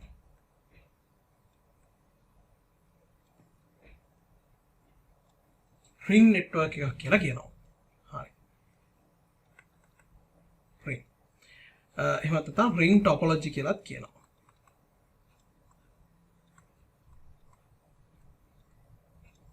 ring topology. හරි. මේකේ පොඩි විශේෂත්වයක් තියෙනවා. මේකේ පුතේ දත්ත ගමන් කරන්නේ එක පැත්තකට විතරයි. දැන් අපි මෙතන හිතමුකෝ bus topology ගැන. මේකේ දෙපැත්තකට ඒ කියන්නේ ඕන පැත්තකට දත්ත ගමන් කරන්න පුළුවන්. මේ ටිකට පැහැදිලි කරන්න මම අංක ටිකක් දාගන්න 1 2 3 4 5 කියලා. හරි. දැන් 3 ඉඳලා 4 වෙනි කම්පියුටර් එකට data මොන හරි යන්න ඕන නම් මේක මෙන්න මේ පාර හරහා මෙහෙට යනවා. හරි. ඒ දෙන්න කතා කරලා ඉවර වුණාම එකේ ඉඳලා දෙකට ඕනනම් කතා කරන්න පුළුවන්. ඔය විදිහට දෙපැත්තටම ඕන විදිහට කතා කරන්න පුළුවන්. මේකෙදි එහෙම බෑ. මෙතනටත් මම නම් ටිකක් දාගන්න 1 2 3 4 5 6. මේකේ data ගමන් කරන්න එක පැත්තකට. මේ හැම කම්පියුටර් එකකටම token දීලා තියෙනවා. token දීලා තියෙනවා. හරි. 1 2 3 4 5 6 ඔන්න token දීලා තියෙනවා. දැන් අපි හිතමු මේ පළවෙනි කම්පියුටර් එකට මෙන්න මේ කම්පියුටර් එකට data එකක් යවන්න ඕනේ හතරවෙනි කම්පියුටර් එකට කියලා. එහෙනම් මෙයාට යවන්න ඕනේ. හරි. මෙයා එයාගේ මැසේජ් එක පාස් කරනවා මෙයාට. හරි. එකකින් එන්නේ හතරට යන්න ඕනේ. එයා බලනවා එයාගේ අංකෙද තියෙන්නේ. කවුද බලන්නේ? එන්න මෙයා දෙවෙනි කම්පියුටර් එක. නෑ එයා නෙමෙයි. පාස් කරනවා මෙයාට. එයා බලනවා එයාගේ අංකෙද. ඒ කියන්නේ එයාගේ අංකෙද කියලා බලනවා 4. නෑනේ. එයාගේ අංකෙ 3. හරි. එයාගෙත් නෙමෙයි. පාස් කරා ඊළඟ එක්කෙනාට. එයා බලනවා කාටද වෙලා තියෙන්නේ කියලා. ඉලක්කම 4. 4 කියන්නේ කවුද? මමනේ 4. හරි. ඒ කියන්නේ මට ආපු පණිවිඩයක්. right. ඔන්න ඔය විදිහට යන්න. අපි හිතමු එක කියන කම්පියුටර් එක 6 වෙනි කම්පියුටර් එකට පණිවිඩයක් යවනවා කියලා. දැන් ඔයාලට හිතෙයි කෙලින්ම කිසි ගැටලුවක් නැහැ. කොහෙවත් යවන්න ඕනේ නැහැ. කෙලින්ම එකෙන් 6ට මෙහෙමට යවන්න පුළුවන් කියලා. බෑ. එහෙම බෑ. මේක යන්නේ එක පැත්තකට. එකෙන් දෙකට යවනවා, දෙකෙන් තුනට, හතරට, පහට මෙහෙම මෙතනටත් ගිහිල්ලා මෙතනින් තමයි මෙතනට එන්නේ. එක පැත්තකට විතරයි මේක ඔපරේට් වෙන්නේ. හරි? මේකට අපි කියනවා මෙන්න මේ වගේ ආකෘතියකට ring topology එකක් කියලා. ring topology එක. දැන් මේ වගේ ලක්ෂණක් තියෙන වෙන වෙනම කතා කරන්නේ අපිට. ring topology එක. හරි. දැන් මේක දැන් එතකොට ඔයාලට හිතෙයි එතකොට මේ ring topology එකේ භෞතික පිළිවෙල මොන වගේද කියලා. මේකත් ඉතින් අපිට ගැටලුවක් නැහැ. අපිට ring topology එකක් මෙන්න මේ විදිහට හදන්නත් පුළුවන්. ඔන්න බලන්න මම මේක හදන විදිය. එතන කම්පියුටර් 6ක් තියෙනවානේ. හරි. මේක මමත් 6ක්ම ගන්නවා. හරි. ඔන්න ring topology එකක් මම ඔයාලට හිතා ගන්න බැරි විදිහට හදනවා දැන්.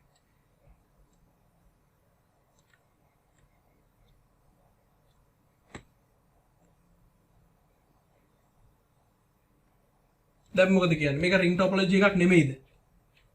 ring topology එකම තමයි. ring topology එකම තමයි. 1 2 3 4 5 6. භෞතිකව මට මේක මේ විදිහට හදන්න පුළුවන්. මේ කියන්නේ මේස ටික මගේ පිළිවෙලට පීඩියට නම් තියෙන්නේ. කම්පියුටර්ස් පහ මට රවුමට තියන්න බෑනේ. හැබැයි ආකෘතිය ගත්තාම ring topology එකක්. ආකෘතිය ගත්තාම ring topology එකක්. දැන් මේකෙදි තියෙන එක ගැටලුවක් තමයි ප්‍රධාන ගැටලුව මොකද්ද? කාට හරි කෙනෙක්ට පණිවිඩයක් යවනවා නම් ඒක කීප දෙනෙක් දැකීමේ හැකියාව තියෙනවා. ඒ කියන්නේ එකෙන් 6ට වගේ මැසේජ් එකක් යවුවොත් මේ එකේ ඉඳලා 6ට මැසේජ් එක යවුවොත් ඒක ඇත්තටම යන්නේ එකෙන් දෙකට දෙකෙන් තුනට 3ෙන් 4ට 4ෙන් 5ට කොහොමද යන්නේ? එතකොට එක පළවෙනි කම්පියුටර් එකේ යවන පණිවිඩය නැත්නම් data එක දෙවෙනි කම්පියුටරෙත් දකිනවා. තුන්වෙනි කම්පියුටරෙත් දකිනවා. හතරවෙනි කම්පියුටරෙත් දකිනවා. පස්වෙනි කම්පියුටරෙත් දකිනවා. ඇත්තටම මේ පණිවිඩය යවන්න ඕනේ 6 වෙනියටනේ. ඉතින් 2 3 4 5 කියන පරිගණක මේක දැකිය යුතු නැත්තම් අන්න එතන ගැටලුවක් වෙනවා. මේ වගේ නෙට්වර්ක් එක ඒ වගේ පුද්ගලිකත්වය පිළිබඳව සහ ආරක්ෂාව පිළිබඳව ගැටලු තියෙන්න පුළුවන්. එකෙන් 6ට යන පණිවිඩය අනිත් කිසිම කෙනෙක් දකින්න ඕනේ නැත්තම් ඒක මේ වගේ නෙට්වර්ක් එකකදී කරන්න බෑ. ඒක මේ වගේ නෙට්වර්ක් එකකදී කරන්න බෑ. හරි? right. ඊළඟට දැන් මොනවද අපි කතා කරේ?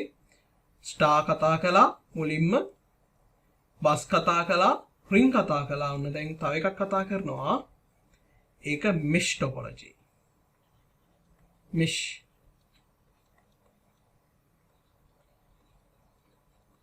හරි අපි හිතමු කම්පියුටර්ස් ගන්නවා මම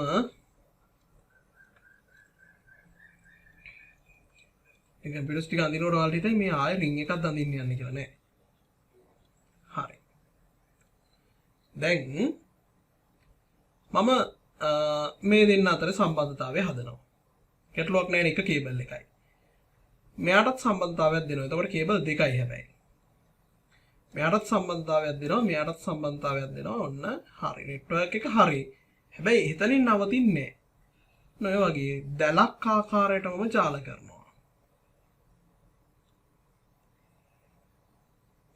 ඔන්න ඔය විදියට හරි මේ දෙන්නවත් ජාල කරනවා right මේක දැලක් වගේ දැන් මෙතන තව පරිගණකයක් තිබ්බා කියමුකෝ අපි හරි තව පරිගණකයක් ආවා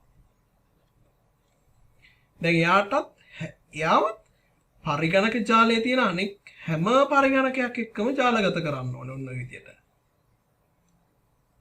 right ඔන්න ඔය විදියට දැලක් වගේ මෙෂ් එකක් දැන් මේකත් ඇත්තටම මේ අපේ ඉතිහාසයේ පරිගණකයේ පරිණාමයේදී විවිධ යුගයන් වලදී පරිගණක ජාලකරණය කරන්න හදාගත් ආකෘති මේවා මේ විදිහට නෙට්වර්ක් හදලා තියෙනවා දැන් පාවිච්චි කරන්නේ නැහැ මේකේ තියෙන ගැටලුව මොකද්ද දැන් පරිගණක දෙකකට ගැටලුවක් නැහැ මේ ක්‍රමේ හරි කිසි ගැටලුවක් නැහැනේ පරිගණක දෙක ගත්තා ඒ දෙකේ නෙට්වර්ක් පෝට් දෙකකින් මෙහෙම සම්බන්ධ කළා මෙතන තුන්වෙනි පරිගණකයක් ආවත් ලොකු ගැටලුවක් නැහැ හරි මෙතනට සම්බන්ධ කළා මෙතනට සම්බන්ධ කළා හැබැයි මෙහෙම වෙනසක් වෙන්න ඕනේ දැන් කම්පියුටර් එකේ මේ කම්පියුටර් එකේ පිටිපස්ස ගත්තොත් මේ කම්පියුටර් එකේ පිටිපස්ස ගත්තොත් දැන් මේ වෙනකොට RJ45 නම් අපි පාවිච්චි කරන්නේ RJ45 කනෙක්ටර් කියලා හිතමුකෝ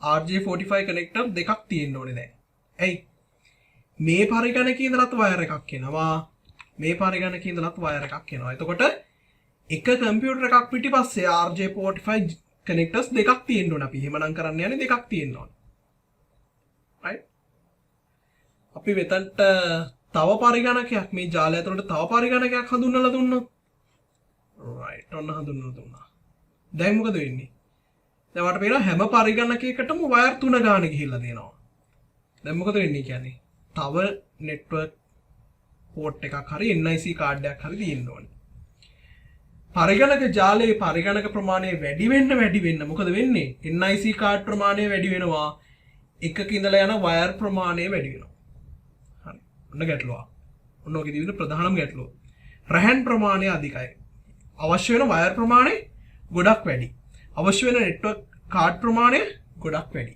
ඔන්න ඔය තමයි මේකේ තියෙන ප්‍රධාන ගැටලුව right තව නෙට්වර්ක් ආකෘතියක්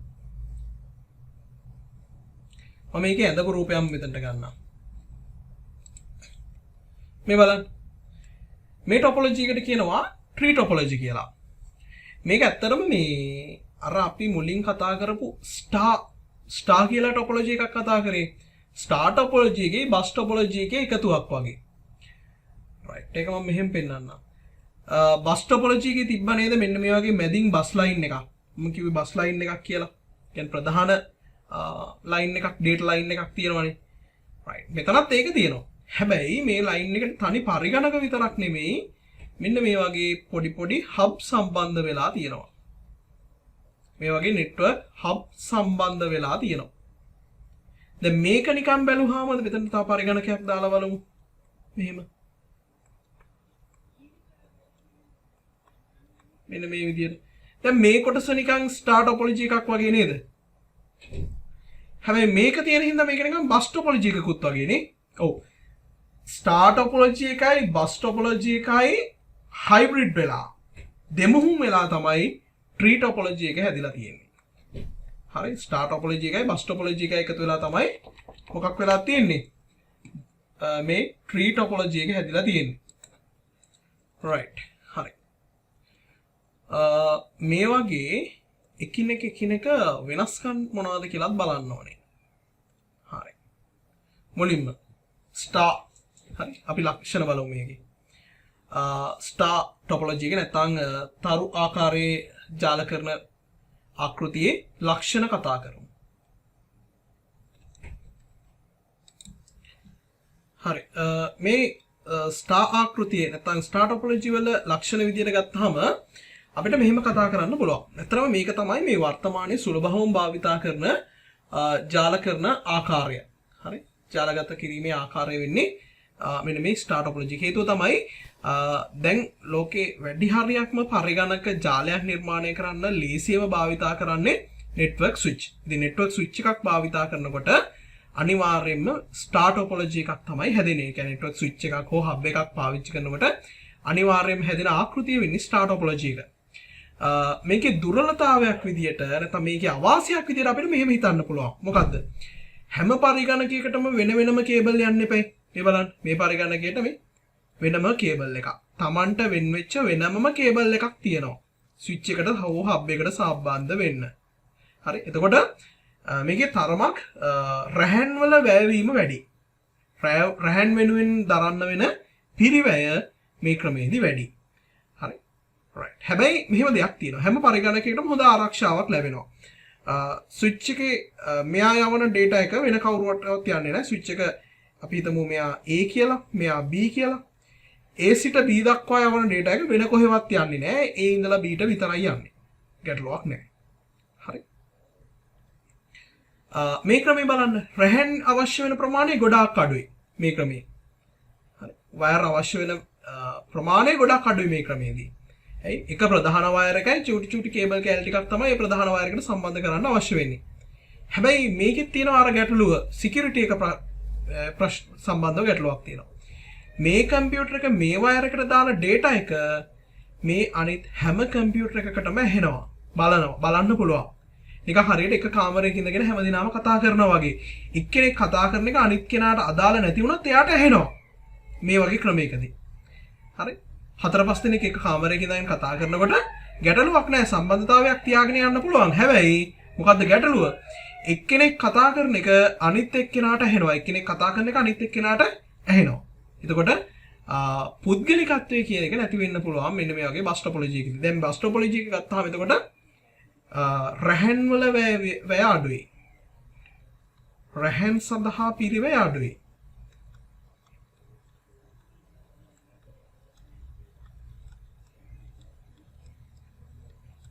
රැහන් සඳහා පිරිවැය අඩුයි. පුද්ගලිකත්වයට ගැටලු තියෙන්න පුළුවන්.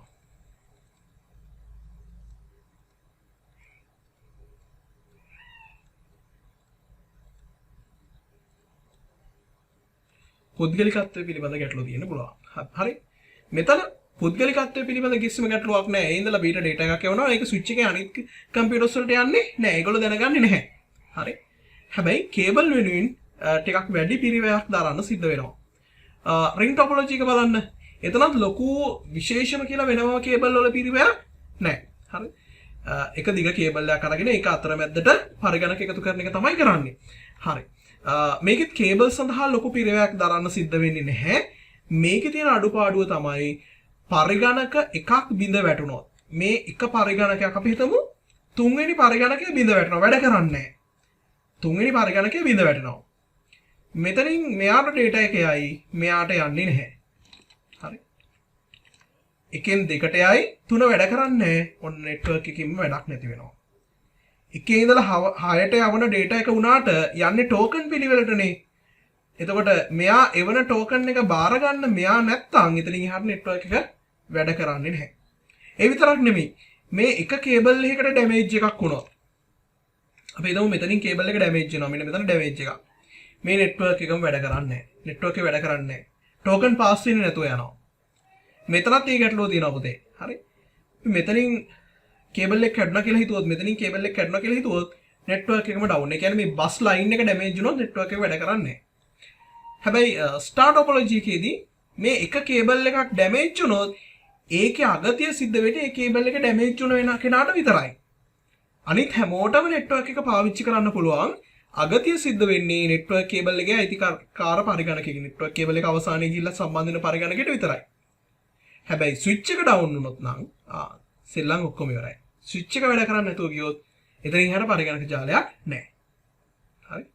මම මේකේ තියෙන ක්‍රිටිකල් පොයින්ට්ස් ටික කියන ප්‍රශ්න ටිකක් කරමු ඊළඟ සතියේ. හරි. මෙෂ් එක නම් නිකන් පිස්සුවක් නේ.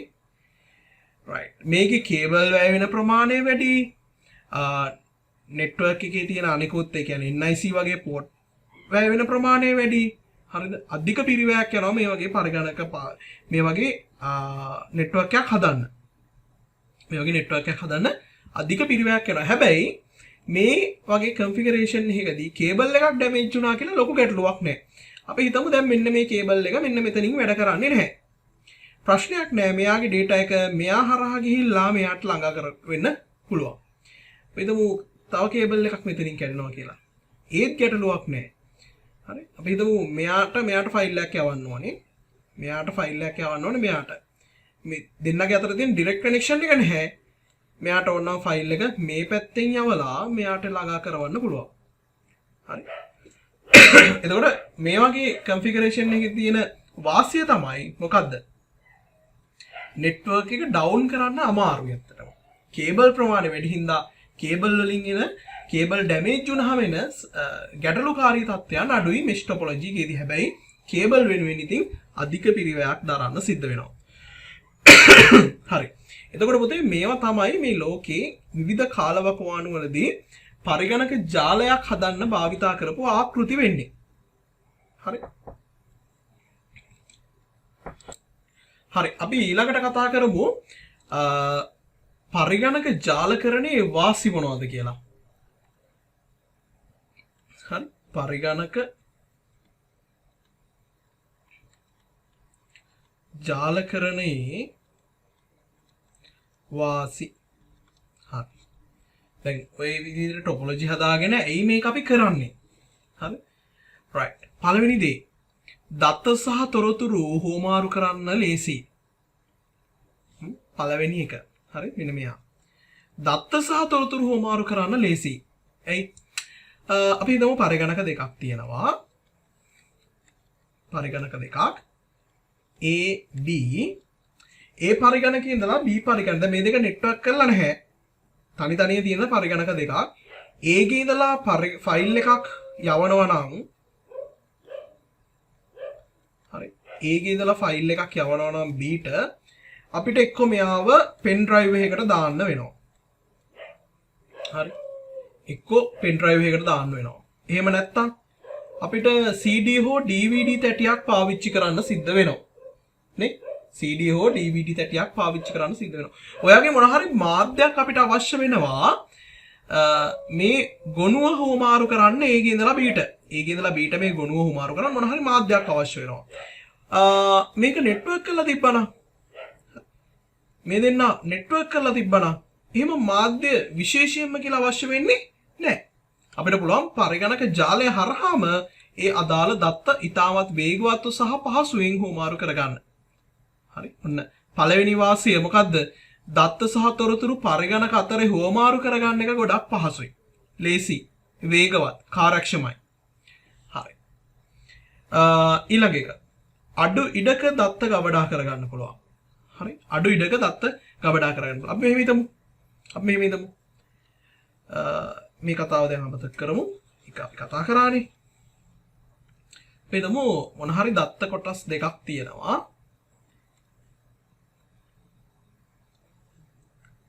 මේ හිතමු. මේ දත්ත ඩේටාබේස් දෙකක් තියෙනවා. එකම විදිහේ ඩේටාබේස් දෙකක්. හරි. මේ දෙන්න සමානයි.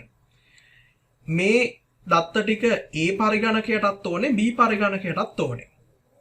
හරි. අපි හිතමු මේ දත්ත ටික ගිගාබයිට් 200ක් විතර ලොකුයි කියලා. ලොකු දත්ත ප්‍රමාණයක්. ලොකු දත්ත ප්‍රමාණයක් නේ ගිගාබයිට් 200ක. අපිට මේක අඩු කරගන්න පුළුවන්. ඇත්තට මේක භාගයකින් අඩු කරගන්න පුළුවන්. කොහොමද අඩු කරගන්නේ? දැන් මේ පරිගණකයේ මතකේනොත් ගිගාබයිට් 200ක් ගිහිලා තියෙනවා මේ data ටිකට. මේ පරිගණකයේ මතකේනොත් ගිගාබයිට් 200ක් ගිහිලා තියෙනවා මේ data ටිකට.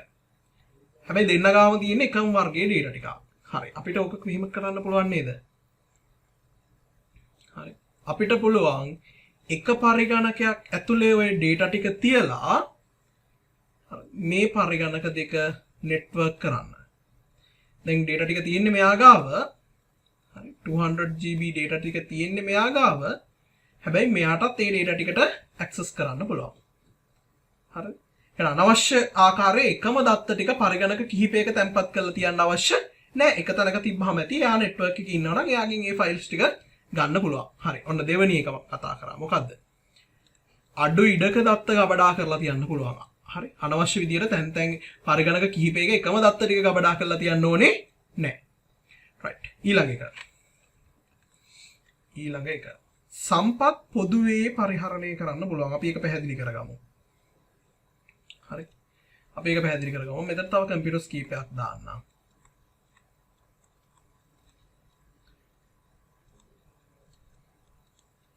මෙයා E කියලා දාමු. හරි. මේ මගේ ආයතනයේ තියෙන කම්පියුටර්ස්. හරි. ABCD E කම්පියුටර්ස් 5යි. මගේ ආයතනයේ අවශ්‍යතාවයක් තියෙනවා හැමෝටම print outs ගන්න ඕනේ. හරි. කියන්නේ හැම කෙනෙක්ටම මුද්‍රිත පිටපත් ලබා ගැනීමේ අවශ්‍යතාවයක් තියෙනවා කියලා හිතමුකෝ. හරි. එතකොට මොකද්ද වෙන්න ඕනේ? මම මේ හැමෝටම printer එක ගානේ අරන් දෙන්න සිද්ධ වෙනවනේ. ඔව් නේද? ඉතින් හැමෝටම print outs ගන්න ඕන නම් මම හැමෝටම printer එක ගානේ අරන් දෙන්න ඕනේ නේද?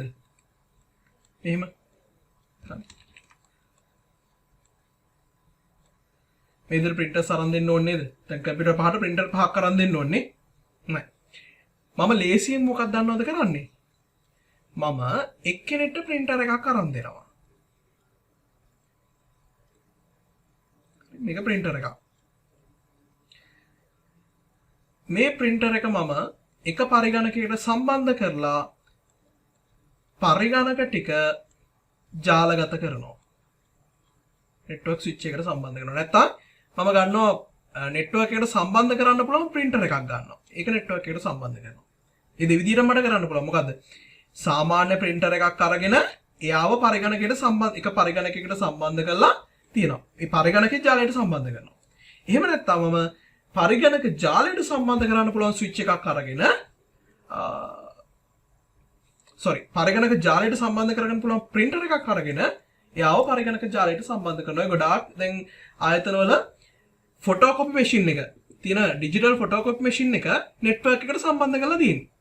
එතකොට මේ පරිගණක ජාලේ ඉන්න හැම පරිගණකයකටම පුළුවන් අර ෆොටෝකොපි මැෂින් එක පාවිච්චි කරලා print out ගන්න. දැන් එහෙම තමයි කරන්නේ. හරි. දැන් තියෙන අලුත් ෆොටෝකොපි මැෂින් network එකට සම්බන්ධ කරන්න පුළුවන්. network එකට සම්බන්ධ කරාම එයා ෆොටෝකොපි මැෂින් එකක් වගේම printer එකක් විදිහට වැඩ කරනවා.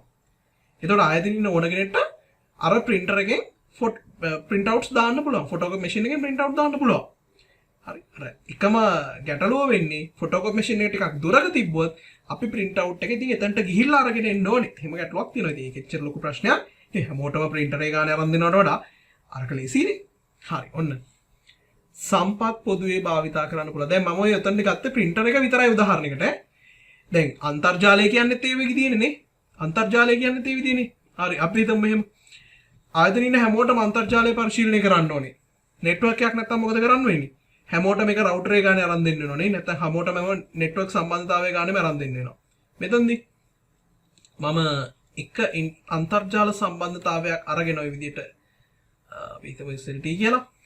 මෙයාව අරගෙන ස්විච් එකට සම්බන්ධ කරනවා. මෙයාට ඉන්ටර්නෙට් කනෙක්ෂන් එක තියෙනවා. right. ඉන්ටර්නෙට් කනෙක්ෂන් එක තියෙනවා. ඉතින් මේකත් සම්පත් පොදුවේ භාවිතා කිරීම තමයි. හරි. ඊළඟ එක. මට පුළුවන් එක තැනක ඉඳලා මේ පරිගණක ඔක්කොම කළමනාකරණය කරන්න. ඒ කියන්නේ network එකක තියෙනකොට මට පුළුවන් මේ අනිත් පරිගණක වලට මෘදුකාංග install කරන්න. මේ මෘදුකාංග අලුත් කරන්න පුළුවන්. මෘදුකාංග අයින් කරලා දාන්න පුළුවන්. හරි. ඔන්න වගේ network එකේ තියෙන පරිගණක එක තැනක ඉඳගෙන එක පරිගණකයක ඉඳගෙන පාලනය කරන්න පුළුවන්. ඒ කියන්නේ මේ B පරිගණකයේ ඉඳගෙන මට පුළුවන් A පරිගණකයට මොන හරි දෙයක් install කරන්න.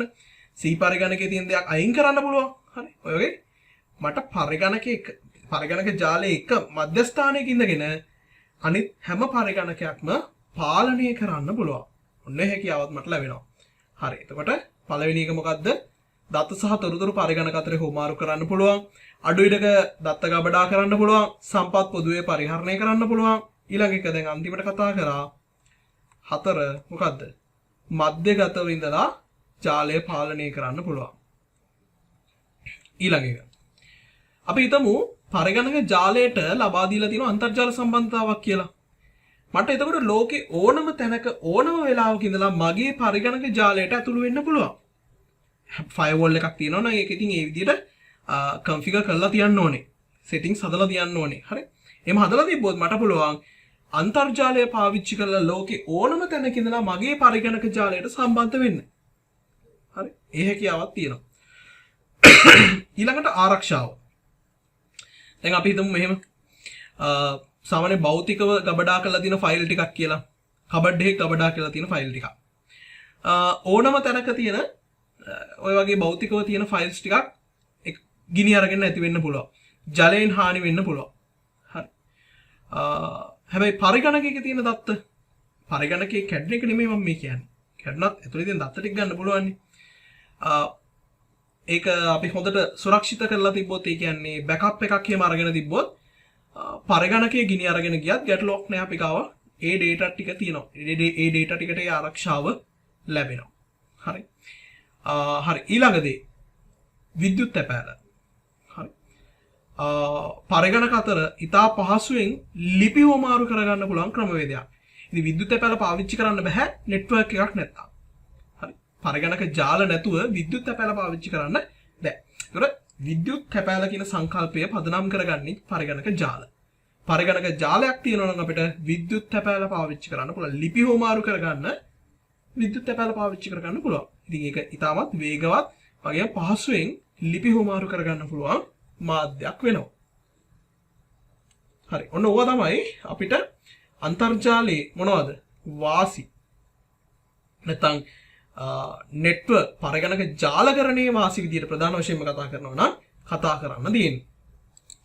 ඊළඟට අපි බලමු පරිගණක ජාලකරණයේ අවාසි මොනවද කියලා. හරි. දැන් අර මම කිව්වනේ මේ ෆයිල්ස් වලට හොඳ ආරක්ෂාවක් තියෙනවා කියලා. ඒ හොඳ ආරක්ෂාවක් තියෙන්නේ භෞතිකව ගත්තාම. හරි. හැබැයි ජාලකරණය පිළිබඳව දන්න හරි පරිගණක ගැන හොඳ දැනුමක් තියෙන කෙනෙක්ට හැකියාවක් තියෙන්න පුළුවන් අනවසරයෙන් මේ පරිගණක වලට පිවිසිලා මේවා තියෙන දත්ත හොරෙන් ගන්න. දෙපැත්තම තියෙනවා. භෞතික ආරක්ෂාවක් තියෙන්න පුළුවන්. හැබැයි දත්ත වලට තාර්කිකව ගත්තාම ආරක්ෂාව අඩු වෙන්නත් පුළුවන්.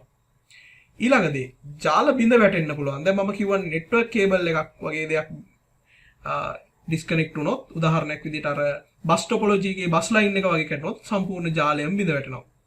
හරි. ඊළඟදී නෙට්වර්ක් ස්විච් එක වගේ බිඳ වැටුණොත් ස්ටාර් ටොපොලොජි එකක සම්පූර්ණ ජාලයම බිඳ වැටෙනවා. ඊළඟට රින් ටොපොලොජි එකේ වගේ එක පරිගණකයක් බිඳ වැටුණොත් ඒත් පරිගණක ජාලයම බිඳ වැටෙනවා. right ඔන්න ඔය වගේ ගැටලු තියෙනවා. හරි. ඒ කියන්නේ පරිගණක ජාලයේ බිඳ වැටීම පිළිබඳව අවදානමක් තියෙනවා. ඒක අවාසියක් විදිහට අපි සලකන්න පුළුවන්. ඊළඟ දේ පරිගණක වෛරස. පරිගණක ජාලයක් ඇතුලේ ඉතා ඉක්මනින් පරිගණක වෛරස පැතිරෙනවා. ඇයි? පරිගණක සම්බන්ධ වෙනවානේ. පරිගණක සම්බන්ධ වෙනවා. ඒකින්ද පරිගණක වෛරස් ඉතා වේගයෙන් පරිගණක ජාලයක් ඇතුලේ පැතිරෙන්න පුළුවන්. ඉතින් ඒ හරහා එන අවදානමත් වැඩි වෙනවා පරිගණක ජාල පාවිච්චි කරද්දී. ඉතින් ඒවට මෙහෙමයි. දැන් මේ අවාසි හින්දා අපි පරිගණක ජාල අතහැරලා දාන්නේ නැහැ. අපි කරන්නේ මේ අවාසි වලට පිළියම් යොදාගෙන පරිගණක ජාල භාවිතා කරන එක. දත සඳහා අඩු ආරක්ෂාවක් ලැබෙනවා නම් අපි ඒකට ෆයර්වෝල් පාවිච්චි කරනවා. ජාල බිඳ වැටෙනවා නම් අපි හොඳට ජාලය නඩත්තු කරනවා. වෛරස් පිළිබඳ ගැටලු එනවා නම් අපි මොකද කරන්නේ? අපි ප්‍රතිවෛරස පෘතුකාංග පාවිච්චි කරනවා. ඊළඟට පරිගණක දෝෂ. හරි. පරිගණක දෝෂ වගේ දේව පරිගණක ඇතුලේ එන දෝෂ නිසා පරිගණක බිඳ වැටීම්, පරිගණක ක්‍රියාවිරහිත වීම, පරිගණකේ නිසි ආකාරයෙන් වැඩ කරන්නේ නැති වගේ ගැටලු එන්න පුළුවන්. එතකොටත් පරිගණක ඇතුලේ තියෙන දත්ත අපිට හරියට නිසි ආකාරයෙන් ලබා ගන්න බෑ. හරි. ඒතකොට ඒකටත් මොකද්ද පිළියමක් විදියට අපිට පරිගණක හරියට නඩත්තු කරලා පාවිච්චි කරන්න පුළුවන්. ඊළඟට පුහුණුවක් අවශ්‍යයි. සාමාන්‍යයෙන් අර කඩදාසි පොත්පත් ලිපි ලේඛන එක්ක වැඩ කරපු කෙනාට එකපාරම පරිගණක ජාලයක් එක්ක වැඩ කරන්න බෑ. හරි. ඒ විතරක් නෙමෙයි පරිගණක ජාලයක් පාලනය කරන කෙනාටත් ඒ පිළිබඳ සුවිශේෂී දැනුමක් තියෙන්න ඕනේ. නෙට්වර්ක් කේබල් ගැන, මේවා කන්ෆිගර් කරන විදිය, හරි. ඒවා ගැන හොඳ දැනුමක් තියෙන්න ඕනේ, පුහුණුවක් තියෙන්න ඕනේ, පුහුණු සේවකයෝ ඉන්න ඕනේ. හරි. එතකොට සාමාන්‍ය ආගන්තුක කෙනෙක්ට පරිගණක ජාලයක් නඩත්තු කරන්න විතරක් නෙමෙයි පරිගණක ජාලයක් එක්ක වැඩ කරන්නත් අමාරු වෙන්න පුළුවන්. හරි. ඔන්න ඔතන තමයි අපේ මේ පාඩමේ අන්තිමම කොටස වෙන්නේ පුතේ. හරි. මෙතනින් අපේ දෙවැනි පාඩම ඉවරයි. ඊළඟට අපි කතා කරන පාඩම් වෙන්නේ පරිගණක පද්ධතියේ තුල පරිගණක පද්ධතියක් තුල දත්ත නිරූපණය කියන්නේ පොඩි ගණන් හදන පාඩමක් තියෙන ඊළඟ පාඩම. හරි. right. එහෙනම්